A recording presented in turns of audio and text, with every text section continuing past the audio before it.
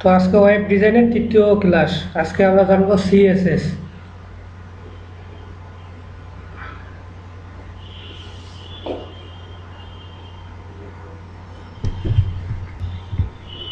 তো ওয়েব ডিজাইনের আজকে তৃতীয় ক্লাসে সিএসএস যদি জানি তাহলে প্রথমে সিএসএস কি? সিএসএস হলো এর পূর্ণাঙ্গ রূপ হলো ক্যাসকেডিং স্টাইল শিট। এটা জানতে হবে, সবসময় মনে রাখতে হবে। অনেক সময় ফ্রিল্যান্সিং কিংবা অনেক জায়গায় ধরতে পারে যে সিএসএস এর পূর্ণাঙ্গ রূপটা কি। এইচটিএমএল এর এলিমেন্ট সমূহ বিভিন্ন স্টাইলে প্রদর্শন করার জন্য এটি ব্যবহার করা হয়। এইচটিএমএল এর এলিমেন্ট যেমন এর আগে আমরা যেমন H1 একটা হলো হেডিং, এই হেডিং ট্যাগ, ঠিক আছে। এই ট্যাগের মধ্যে H1 হচ্ছে এলিমেন্ট, তাই না?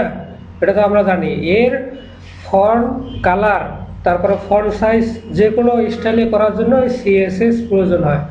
মানে এর আগে তো আমরা এইচটিএমএল শিখছি, এইচটিএমএল শেখার পর এখন সিএসএস এর মাধ্যমে H1 থেকে H6 পর্যন্ত 6টা পর্যন্ত ছিল, তাই না? এখন যদি আমরা এই H1 থেকে H6 পর্যন্ত কিংবা আরও যতগুলো এলিমেন্ট আছে HTML এর সেইগুলি বিভিন্ন কালার তারপরে স্টাইল মানে স্টাইলে করার জন্য সিএসএস প্রয়োজন হবে, ঠিক আছে। এই জন্য আমরা সিএসএস শিখব। সিএসএস এর এই যে এইভাবে স্ট্রাকচারটা এইরকম, এটা শুধু দেখে নেন, এটা আমরা পরবর্তীতে আসছি। আর সিএসএস কে ডেভেলপ করে, ঠিক আছে, এটা একটা জানার বিষয়। যেহেতু যে তৈরি করছে তার তো নামটা আমাদের স্মরণ করা দরকার। এখন উইলিয়াম লেই অ্যান্ড বার্ট গস, ঠিক আছে, এই দুইজন সিএসএস ডেভেলপ করে 1996 সালে ডিসেম্বর 17 ডিসেম্বরে তারা ডেভেলপ করে, ঠিক আছে। আরও সার্চ দিলে পাবেন, বিস্তারিত বিভিন্ন জায়গায় সার্চিং করবেন তাহলে পাবেন। তো আমরা এখন সিএসএস এর সিনট্যাক্স জানবো। সিনট্যাক্স কীভাবে সিএসএস লিখতে হয়। তো প্রথমে সিএসএস লিখতে গেলে এই ধরনের থাকে, যেমন H1 সেকেন্ড ব্র্যাকেট স্টার্ট হবে। আবার এর আগে তো হলো লেস দেন এবং গ্রেটার দেন HTML ইউজ করছিলাম। এখন কিন্তু এটা সিএসএস সিনট্যাক্স হলো সেকেন্ড ব্র্যাকেট দিয়ে, আর এটা হলো সেকেন্ড ব্র্যাকেট ক্লোজ, ঠিক আছে। এর মধ্যে H1 এটা হচ্ছে কি, এটা হলো এর আগে আমরা কি হেডিং করছিলাম না H1, এটা হলো HTML এ কি ছিল, এলিমেন্ট ছিল না? ওই এলিমেন্টটাই মানে স্টাইল করার জন্য H1টা এখানে সিএসএস এর মধ্যে হচ্ছে নাম সিলেক্টর। আর এই যে এইখান থেকে শুরু হয়ে এই পর্যন্ত এটা হলো পুরাটাই একটা ডিক্লারেশন ব্লক বলা হয়, ঠিক আছে। এই পুরাটার নাম কি বলা হয়? ডিক্লারেশন ব্লক বলা হয়। এই পুরাটাই, এই যে সেকেন্ড ব্র্যাকেট স্টার্ট হয়েছে ক্লোজ হয়েছে, এখান থেকে এই পর্যন্তই পুরোটা হলো ডিক্লারেশন ব্লক। আর এই যে এখানে যে কালার, তারপরে কোলন হোয়াইট, এই যে এখানে হলো কালারটার মানে সিএসএস এর ভাষায় বলতেছে প্রপার্টি নেম, ঠিক আছে। এই কালারটা হলো প্রপার্টি নেম। আর এই যে হোয়াইট, এখানে কালার হোয়াইট থাকতে পারে, রেড থাকতে পারে, বিভিন্ন রং থাকতে পারে, ঠিক আছে। এটা হলো প্রপার্টি ভ্যালু, ঠিক আছে, প্রপার্টি ভ্যালু। তারপরে আরও একটা আছে, একাধিক থাকতে পারে, এইরকম একাধিক প্রপার্টি নেম প্রপার্টি ভ্যালু থাকতে পারে, ঠিক আছে। তারপরে একটা প্রপার্টি নেম আর প্রপার্টি ভ্যালু দেওয়ার পর সেমিকোলন দিয়ে শেষ হবে। আবার একটা শুরু করবেন, ফন্ট সাইজ 12 পিক্সেল, ফন্ট সাইজটা 12 পিক্সেল হবে, আবার সেমিকোলন দিয়ে শেষ হবে। এরকম যতটাই নেবেন ততটাই মানে সেমিকোলন দিয়ে শেষ হবে, ঠিক আছে।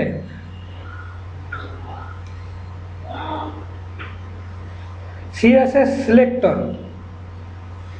HTML এর পেজের এক বা একাধিক এলিমেন্ট উপাদানকে সিলেক্ট বা আইডেন্টিফাই করার জন্য ব্যবহার করা হয়। সিলেক্টরটা কি জন্য ব্যবহার করা হয়? মানে HTML এর এলিমেন্ট থাকে, উপাদান থাকে, যেমন H1 কি, এইগুলি সিলেক্ট করার জন্য, আইডেন্টিফাই করার জন্য এটা ব্যবহার করা হয়। যেমন এইখানে পি ট্যাগ, তাই না? পির মধ্যে আমরা লিখছি কি বাংলাদেশ, এর ভিতরে যা থাকে সেইগুলি সিলেক্ট করবে। মানে এটা যদি এখন আমরা কালারিং করতে চাই কিংবা এটা কোন জায়গায় সেট করতে চাই, কালারটা কী হবে, ফন্ট সাইজ কী হবে, তখন এই যে পি ট্যাগেরই এটা পি সেকেন্ড ব্র্যাকেট স্টার্ট, তারপরে এটা টেক্সট অ্যালাইন সেন্টার, মানে টেক্সটটা সেন্টারের মধ্যে হবে, আর কালার থাকবে রেড, ঠিক আছে। মানে কালারটা রেড হবে, কালার রেড। এইগুলি আমরা বিস্তারিত আসতে আসি মানে এইটারই মানে এখন বাংলাদেশ লেখাটা তাহলে কালার রেড হয়ে যাবে, বাংলাদেশ লেখাটা তাহলে রেড হয়ে যাবে। কিভাবে লেখে এটা আসতেছে একটু করে, এখন শুধু জানতেছি যে বিষয়গুলো কি, কোনটা কি সিলেক্টর। এই যে আউটপুট দেখাবে, এইটা এইরকম দেখাবে। কেন দেখাবে? এটা হলো মানে আমরা HTML এর মধ্যে লিখছি পি ট্যাগ বাংলাদেশ ক্লোজ, এখন এটা আবার CSS এর মধ্যে দিয়ে দিলাম পি টেক্সচার সেন্টার। মানে এটা যদি আমাদের আউটপুটের মেইন পেজ হয় তাহলে সেন্টার মাঝখানে বসবে, আর কালার রেড মানে এটা বাংলাদেশ লেখাটা রেড হয়ে যাবে। ঠিক আছে, এই জন্য সিলেক্টর ব্যবহার করা হয়। আইডি সিলেক্টর অনেক ধরনের থাকে।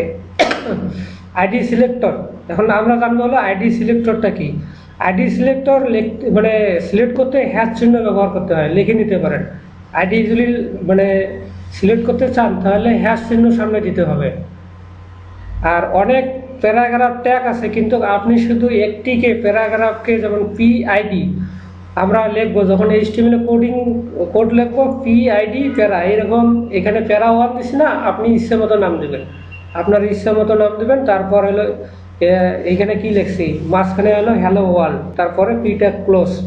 এখানে লাল কালারে দেখাবেন, সেক্ষেত্রে আইডি ব্যবহার করবেন। ঠিক আছে, এখন আইডি কখন ইউজ করব এবং আবার ক্লাস কখন ইউজ করব সেটা বলতেছি। এইখানে দেখেন আমরা এইখানে আইডি প্যারা 1 ধরছি, তাই না? আর এইখানে হলো হ্যাশ চিহ্ন দিয়ে শুরু হবে। এর আগে তো ওইখানে হ্যাশ ছিল না, কোনো কিছু ছিল না। এইরকম যখন আপনি আইডি নেবেন তখন এইখানে সামনে হ্যাশ দিতে হবে, হ্যাশ দিয়ে তারপর প্যারা 1 মানে এইখানে যা থাকবে এইখানেও তা থাকবে, তারপরে সেকেন্ড ব্র্যাকেট শুরু হবে, তারপরে শেষ হবে text align centre colour red.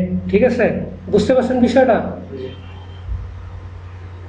এটার একটা আমরা মানে দেখি কিভাবে কাজ করে, আইডি সিলেক্টরটা কিভাবে কাজ করে।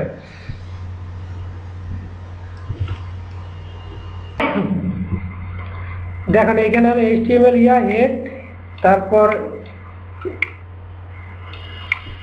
হেডের মাঝখানে আমরা লিখবো। ঠিক আছে, এখানে হলো তারপর আছে কি বডির মধ্যে যেমন আমি পি দিলাম একটা পি, দিস ইজ প্যারাগ্রাফ, তারপরে PID প্যারা 1, একটু আগে দেখলাম হ্যালো ওয়ার্ল্ড পি ট্যাগ। ঠিক আছে, এটা দিলাম।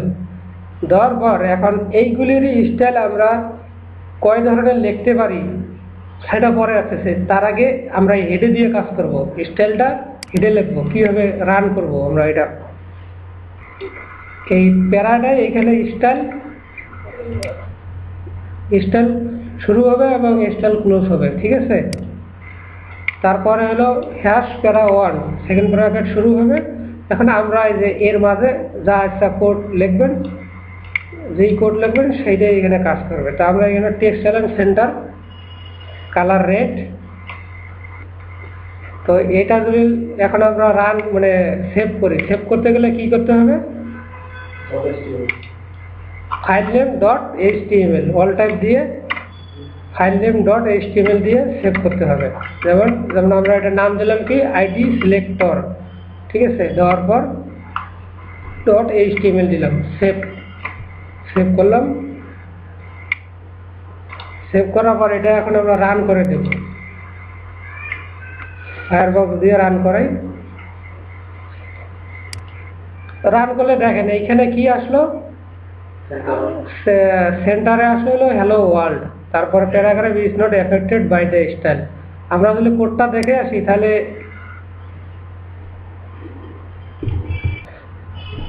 আর ক্লাস সিলেক্টর, এরপরে হলো ক্লাস সিলেক্টর যেমন অনেক প্যারাগ্রাফ ট্যাগ আছে, আপনি সবগুলো কালার একসঙ্গে কালো প্রদর্শন করার জন্য সেক্ষেত্রে ক্লাস সিলেক্টর ব্যবহার হয়। যেমন H1 থেকে H6 পর্যন্ত, কিংবা আরো একটা ওয়েব পেজে অনেক ট্যাগ থাকতে পারে, পি ট্যাগ থাকতে পারে, H1 থেকে শুরু করে মনে করেন যে আরো অনেক ধরনের থাকতে পারে। সব একবারই ব্যবহার করার জন্য ক্লাস সিলেক্টর ব্যবহার করা হয়। ক্লাস দিয়ে সিলেক্ট করতে সামনে ডট চিহ্ন ব্যবহার হয়। এর আগে কি ছিল, আইডি সিলেক্টরে হ্যাশ চিহ্ন ব্যবহার হয়, এবার হবে ডট চিহ্ন ব্যবহার হবে। যেমন আইডি সিলেক্টরে থাকতো এখানে হ্যাশ চিহ্ন। ঠিক আছে, এখন এখানে কি আছে, ডট ডট সেন্টার দিয়ে এইভাবে টেক্সট অ্যালাইন সেন্টার, এইগুলি হলো সিএসএস কোড। আগে এটা দেখাই, যেমন কোড লেখার সময় কি হবে এইভাবে লিখছিলাম, তাই না? এইচটিএমএল হেড স্টাইল, এখন হলো এখানে হলো সেন্টার দিছিল text align centre, colour red, body, ঠিক আছে? বডির মধ্যে H1 দিলাম হলো ক্লাস সেন্টার রেড, এগুলি হলো মানে টেক্সট গুলো, ঠিক আছে? আইডি সিলেক্টরে দেখেন বডি ক্লোজ করে দিলাম, তারপরে HTML ক্লোজ। কারণ এটা যদি আউটপুট আমরা শো করি, আউটপুট আসবে হলো এটা যদি আমরা সেভ করি, যেমন ওই ফাইল নেম ডট HTML দিয়ে যদি সেভ করি, তাহলে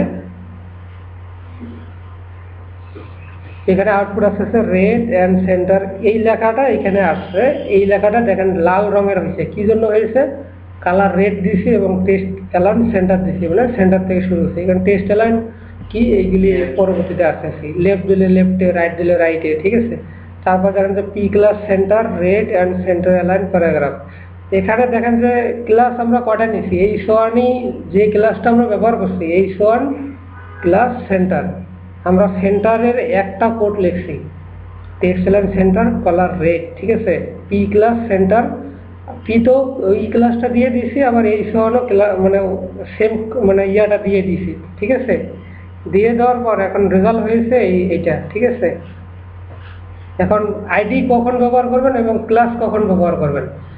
এখন আইডি ব্যবহার করবেন অনেকগুলো মানে এলিমেন্টের মধ্যে একটাকেই শুধু, মানে একটা যখন, যেমন H1 এর মধ্যে যেমন একটা যদি অন্য ধরনের দেখাতে চান, তখন আইডি ব্যবহার করবেন। আর ক্লাস তখনই ব্যবহার করবেন যখন সবগুলো একই রঙের, যেমন একটা ক্লাস ব্যবহার করলে সব জায়গায় দিচ্ছেন, তখন এই ক্লাস ইউজ করবেন। যেমন সেনাবাহিনীর মধ্যে সবাই কি পোশাক পরে আছে, একই রঙের পোশাক পরে আছে না, এটা হলো ক্লাস সিলেক্টর, ঠিক আছে?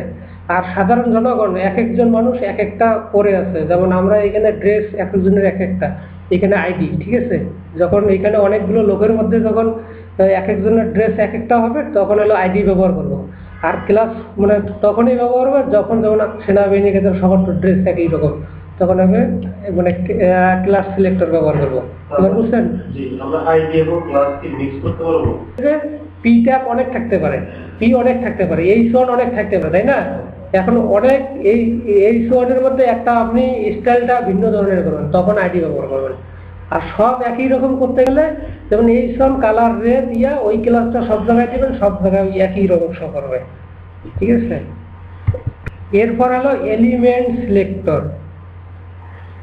এখানে একটা এর আগে আমরা ব্যবহার করছি P text align centre colour red, ঠিক আছে? এখন এটার মধ্যে যদি আমরা পি ট্যাগ সেন্টার এবং কালার লাল দেখাবে, ঠিক আছে?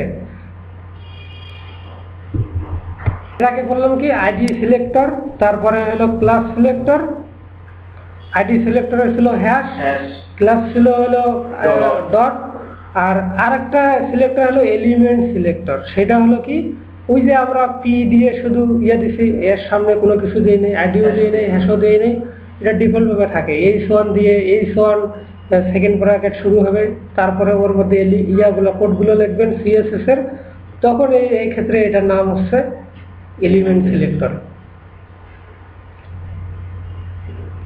আরেকটা আছে গ্রুপিং সিলেক্টর, যেমন অনেক ক্ষেত্রে দেওয়া থাকতে পারে, যেমন H1 H2 P, H1 মানে টেক্সট অ্যালাইন সেন্টার রেড। এখন এইগুলি মনে করেন যে একবার করে লিখছে, ঠিক আছে? 3 বার লিখতে হয়েছে। এখন আমরা এটা কি করবো, একবারই লিখবো, সেটাই হলো একবারই লেখা হলো গ্রুপিং সিলেক্টর। যেমন H1, H2, P দেওয়ার পর ওই কোডটা এখানে দিলাম, মানে এই তিনটারই এই একই, এখান থেকে এই অল্পটুকু লেখার কারণে এটা শো হইতেছে। এটা হলো গ্রুপিং সিলেক্টর।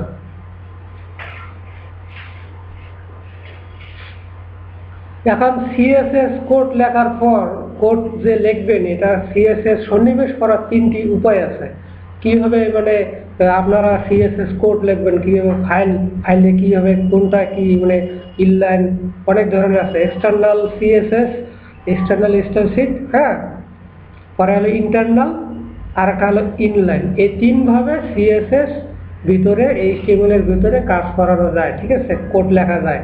তো এখন আমরা প্রথমে জানবো হলো এক্সটার্নাল।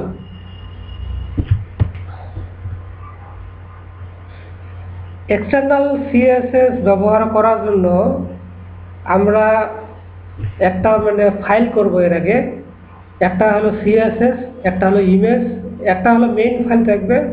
এটা প্র্যাকটিক্যালি আমি দেখা দেবো। একটা মেইন ফাইল থাকবে, ওটা হলো ওই ফাইলের একটা নাম থাকবে, ওই ফাইলের ভিতরে আবার সিএসএস নাম দেওয়া থাকবে, আবার ইমেজেস নাম দেওয়া থাকবে, আর একটা হলো index.html দেওয়া থাকবে। এখন ওই সিএসএস এর ভিতরে .css এক্সটেনশন নাম দিয়ে যে কোনো নামে মাইস্টাইল কিংবা style.css নাম সেভ করে ফাইলটি HTML ট্যাগের সাহায্যে হেড ট্যাগে সংযুক্ত করাই হলো এক্সটার্নাল সিএসএস। মানে এইটা আমরা আলাদা একটা ফাইলে রাখবো, .css ফাইলটা আলাদা ফাইলে রাখবো, এটা আমরা এখন হেডের মধ্যে কল করতে হবে, ঠিক আছে। হেডের মধ্যে HTML লিঙ্ক, যে কিভাবে লিঙ্কটা করতে হবে সেটা হলো এই একটা কোড।